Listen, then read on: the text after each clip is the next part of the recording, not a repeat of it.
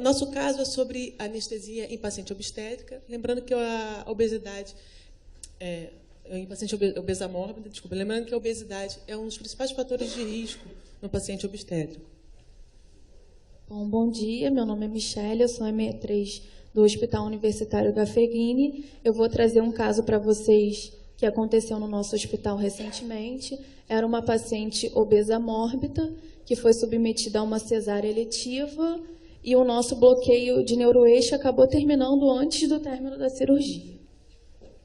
A nossa paciente tinha 34 anos, ela estava com 38 semanas completas de gestação, o feto era único, ela tinha realizado as 12 consultas pré-natais, ela deu entrada no nosso hospital para ser submetida a essa cesárea eletiva e, no mesmo momento, ela também foi submetida à ligadura tubária. Ela já apresentava hipertensão previamente à gestação. Durante a gestação, ela tratou com uso regular de metildopa. Além da obesidade mórbida, ela não apresentava nenhuma outra comorbidade, nem mesmo alergia. Com relação à história gestacional, ela já tinha sido submetida a um parto normal e 2 cesáreas prévias. Todos os procedimentos, ela não apresentou nenhuma intercorrência. Há 2 anos, ela também tinha sido submetida a uma apendicectomia, que ela negou qualquer tipo de intercorrência. Com relação ao exame físico, ela foi classificada como ASA 2, ela tinha 100 quilos, 1,60 m, o IMC dela era de 40. Com relação ao exame físico da via aérea, o malampate dela era 2, ela tinha um pescoço curto, porém a abertura de boca e a mobilidade cervical era preservada. Os exames laboratoriais, ela não apresentava nenhuma alteração significativa. O raio-x de tórax e o eletrocardiograma eram normais. Nós optamos por fazer uma raquianestesia, fizemos uma venóclise com gelco 16, colocamos a paciente em decúbito lateral esquerdo. A primeira tentativa de punção foi pela via paramediana, na altura de L4 e L3, porém nós não obtivemos sucesso.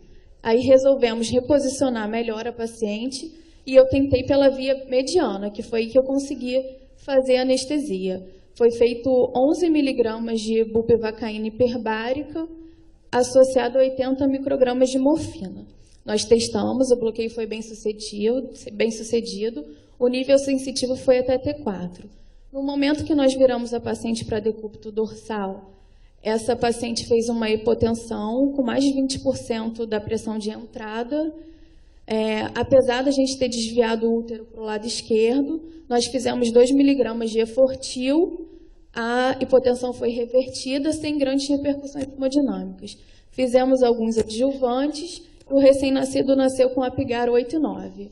Por se tratar de um hospital universitário e a paciente ser muito obesa, o acesso cirúrgico estava ruim, os cirurgiões estavam com um pouco de dificuldade e a cirurgia acabou se prolongando um pouco além do previsto. O nosso bloqueio teve uma duração de 2 horas e acabou antes do término cirúrgico. Aí nós resolvemos, a paciente começou a se queixar de desconforto, de dor, aí nós resolvemos converter a anestesia para uma anestesia geral. Fizemos uma pré-oxigenação durante 3 minutos, e induzimos em sequência rápida. Usamos lidocaína, propofol e o quelicin sobre a manobra de Selick. Na primeira tentativa de laringoscopia, eu não obtive sucesso. Aí eu resolvi reposicionar a paciente, pedi o coxim em rampa, que foi a partir da 3ª laringoscopia que eu consegui entubar. Nós usamos um tubo 6,5. Durante esse momento, a paciente acabou por desaturar. A saturação caiu mais ou menos para 80%. Nós ventilamos a paciente sobre máscara e pressão positiva. Ela também fez um pico hipertensivo. A pressão dela foi para 160 por 100. Aí nós resolvemos iniciar o remifentanil em bomba infusora e titulando de acordo com a resposta da paciente. Nós usamos os adjuvantes. Quando acabou a cirurgia, nós estubamos essa paciente sem nenhuma intercorrência, não ocorreu nenhuma alteração, e nós encaminhamos essa paciente para RPA com Aldrete 9. Aqui é uma foto ilustrativa, infelizmente não é a foto da nossa paciente, porque eu não tive a oportunidade de tirar. É só para vocês terem uma noção de quanto é difícil fazer um bloqueio de neuroeixo num paciente obeso. O acesso é muito ruim, a gente não consegue palpar a crista ilíaca, a gente não consegue delimitar certinho onde está o espaço.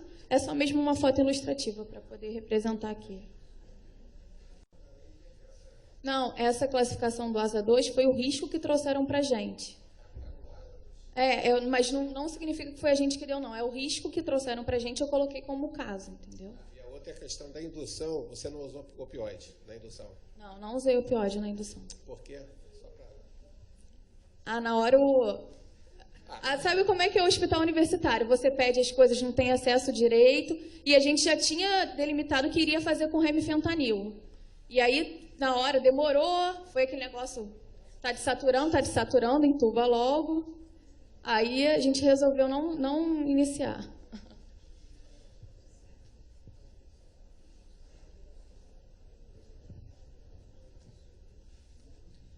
Meus parabéns pela apresentação, tá? Estou gostando muito dessa colocação dos residentes, né?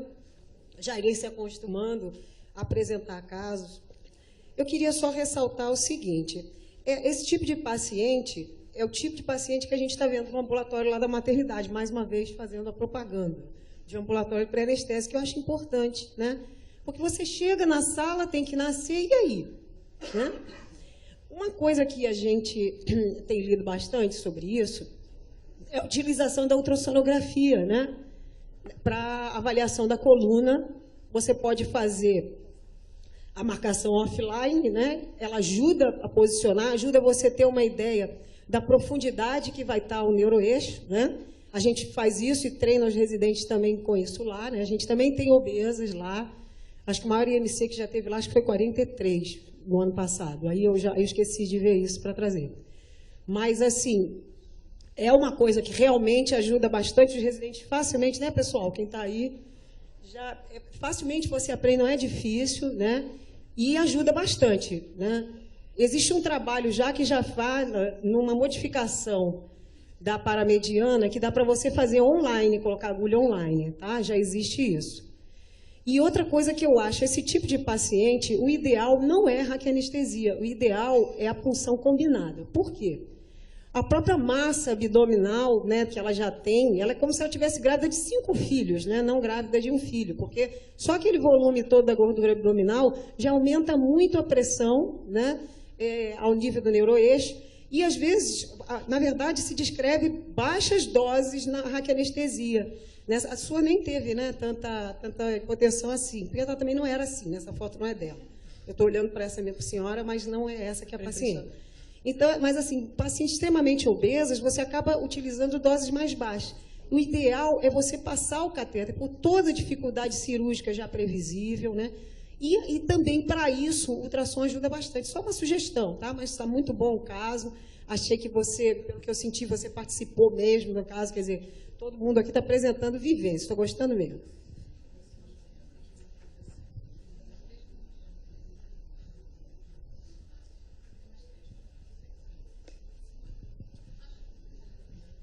Eu só queria lembrar que a obesidade ela é uma epidemia mundial e ela está chegando a todos os lugares, a todas as clínicas, a obstetrícia já chegou há muito tempo.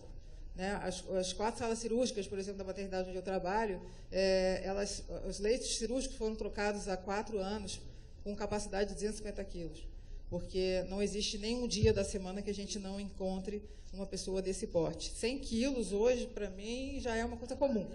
Né? Quando você falou obesa mórbida, eu falei, 100 quilos, 1,60 m, não, que é isso, gente? Tem coisa lá, é bizarro, é bem aquilo que você mostrou na foto, né? Só mais uma observação que eu queria fazer é a seguinte, a questão da tolerância zero para a hipotensão. Há alguns anos também, em torno de uns 4 a 5 anos, eu fiz a adesão a alguns protocolos internacionais, trabalhos que falam de vasopressor profilático.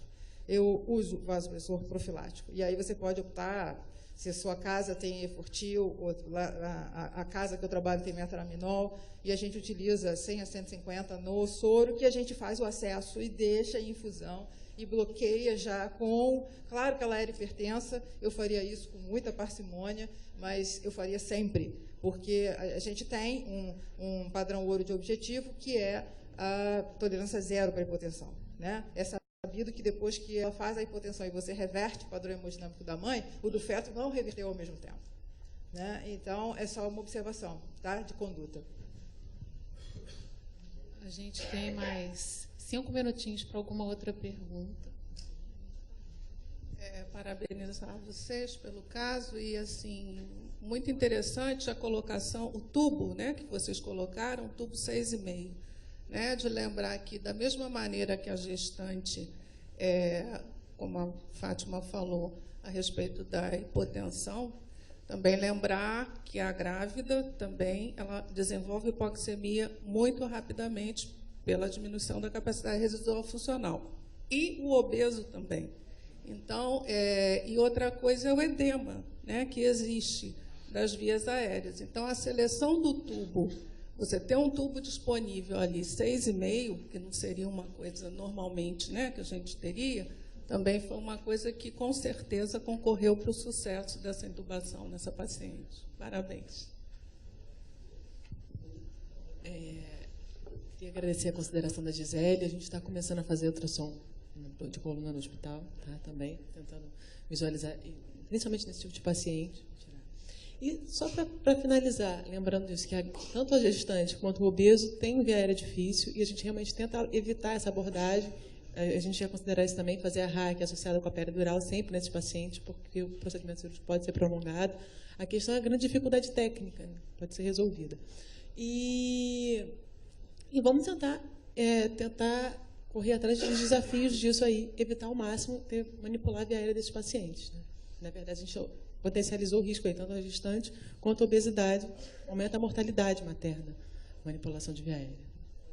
E a Carol,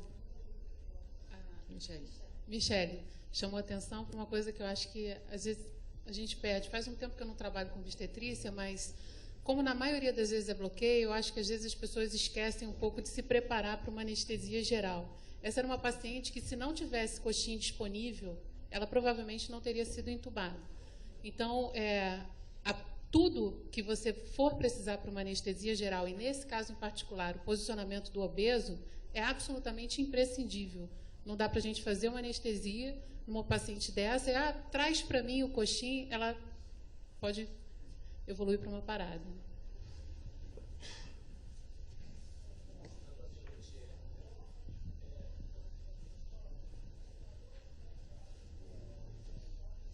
Pergunta da moda, né?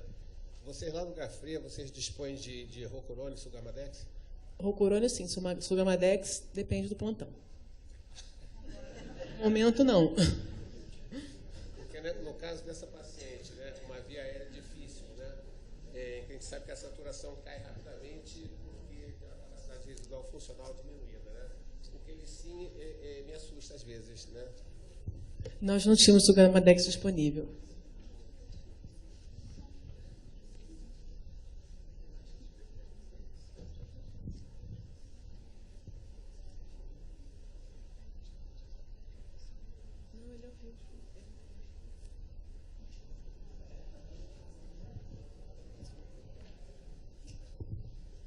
Gente, vocês não querem aproveitar um caso palpitante?